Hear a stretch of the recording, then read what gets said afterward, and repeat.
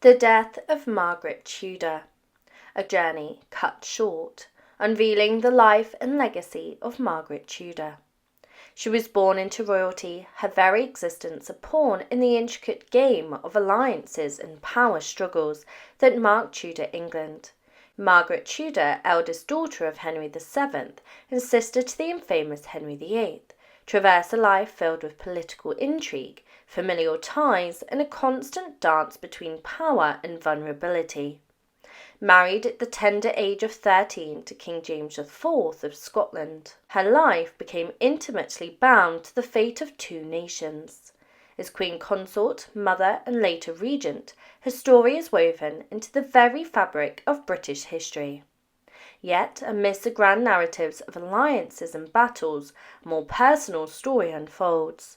A story of a young woman thrust into a world of political upheaval, navigating the complexities of courtly life and battling for her son's throne. On the 18th of October 1541, at the age of 51, the curtain fell on her life, leaving behind unanswered questions and a captivating legacy. This exploration delves beyond the dates and titles, delving into the final moments of Margaret Tudor's life, from the whispers on her deathbed to the political implications of her passing. We unravel the threads of a story that still resonates today. Join us as we uncover the mysteries surrounding her final days. On the 18th of October 1541, a hush fell over Methven Castle in Scotland.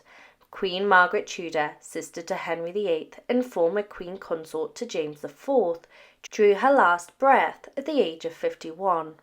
Her sudden passing, possibly resulting from a stroke, cast a long shadow, leaving behind a legacy of political intrigue. Margaret's life had been as vibrant as the tapestries adorning the castle walls. Married at 13 to James IV, she was the Queen of Scotland. She crucially forged an alliance between the two kingdoms, yet this union was short-lived.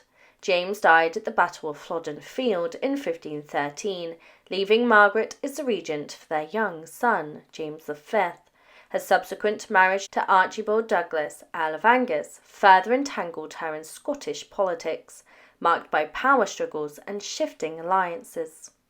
The details surrounding Margaret's final days remain shrouded in some mystery. Henry Ray, a royal courtier, documented her suffering from palsy, likely a stroke that struck on a Friday and claimed her life by the Tuesday. Believing she would recover, she neglected to make a final will, leaving behind a tangle of financial and political uncertainties. In her waning moments, Margaret's thoughts turned to reconciliation. She urged the attending friars to mend the fractured relationship between her son, King James V, and her estranged husband, Douglas. With a mother's love, she desired her possessions to pass to her daughter, Margaret Douglas, who resided in England. Sadly, James V arrived at Methven only after his mother's passing. His actions reflected a mix of filial obligations and political expectations. He entrusted two nobles with securing Margaret's belongings for his own use, demonstrating a pragmatic approach at the time of emotional turmoil. Margaret's funeral, held at the Chart House in Perth, served as a final chapter in her eventful life. While perhaps not as lavish as some earlier ceremonies, it did reflect a respect for her position as a dowager queen. James V and his court donned mourning attire, acknowledging the loss of a mother and a figure who played a significant role in shaping Scottish history. Margaret Tudor's life had been one of political manoeuvring, dynamic ambitions, and personal struggles.